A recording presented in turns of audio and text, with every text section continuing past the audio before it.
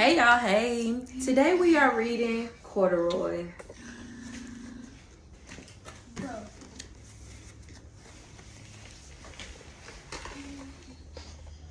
Corduroy is a bear who once lived in the toy department of a big store. Day after day, he waited with all the other animals and dolls for somebody to come along and take him home.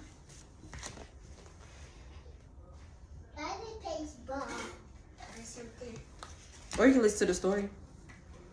The store was always filled with shoppers buying all sorts of things, but no one ever seemed to want a small bear in green overalls. Cairo, yes?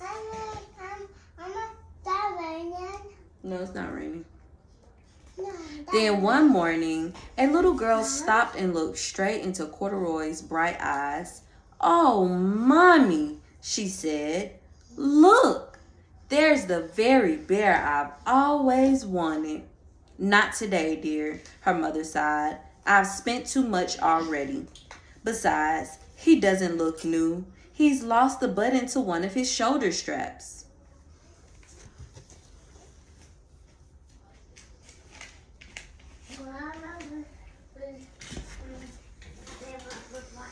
Corduroy watched them sadly as they walked away. "I didn't know I lost the button," he said to himself. "Tonight, I'll go and see if I can find it."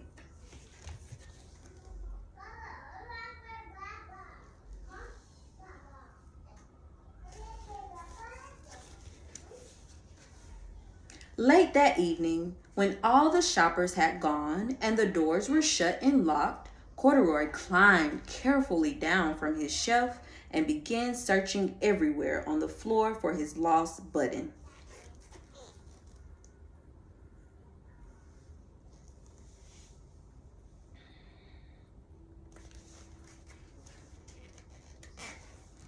Suddenly, he felt the floor moving under him. Quite by accident, he had stepped onto an escalator, and up he went. Could this be a mountain, he wondered? I think I've always wanted to climb a mountain.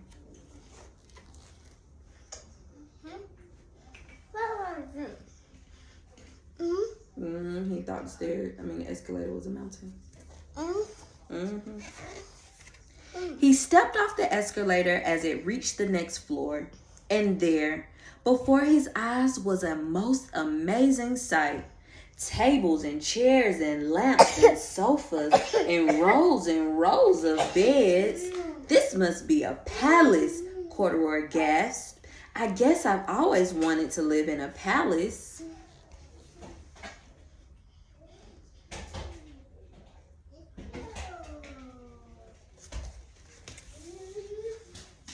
He wandered around admiring the furniture. "This must be a bed," he said. "I've always wanted to sleep in a bed." And up he crawled onto a large, thick mattress. All at once he saw something small and round. "Why, here's my button," he cried.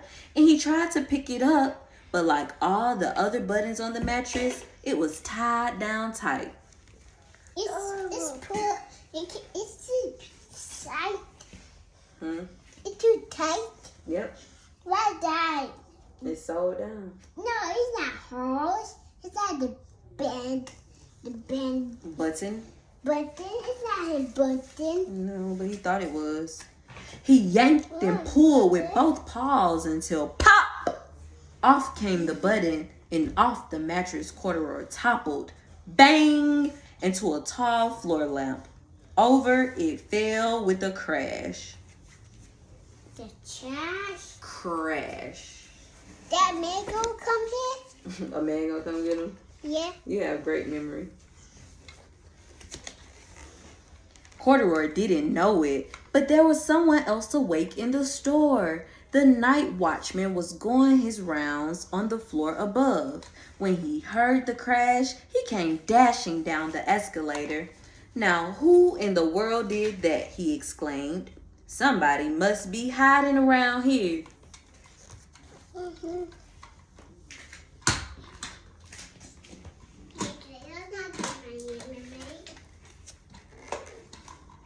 He flashed his light under and over sofas and beds until he came to the biggest bed of all. And there he saw 2 fuzzy brown ears sticking up from under the cover.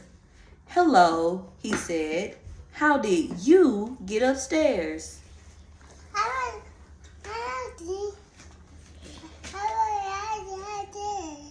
He went up the escalator, remember? Right.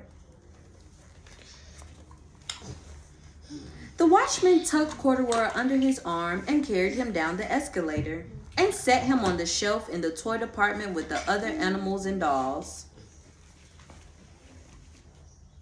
With the animals? I go wake up. I don't know, let's see. Oh, yeah, like this. Pretty. Corduroy was just waking up when the first customers came into the store in the morning. And there, looking at him with a wide, warm smile, was the same little girl he'd seen only the day before. "I'm Lisa," she said, "and you're going to be my very own bear. Last night, I counted what I saved in my piggy bank, and my mother said I could bring you home." I can be him home. She can bring him home. Is it?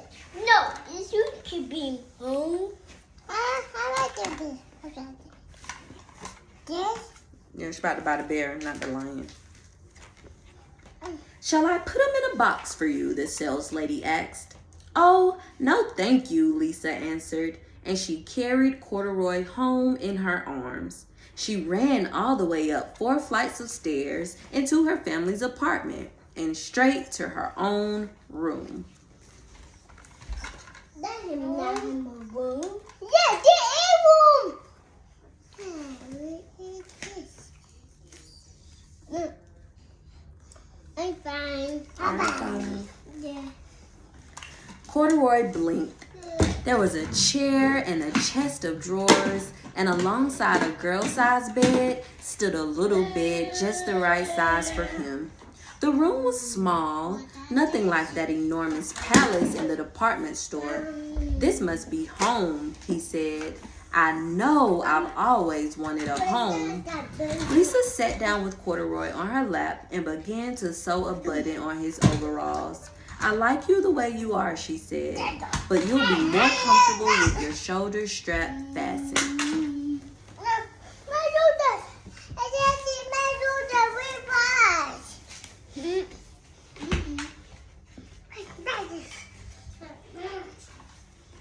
"You must be a friend," said Corduroy. "I've always wanted a friend." "Me too," said Lisa, and gave him a big hug. Where's the room at? On the other page. The end. Corduroy.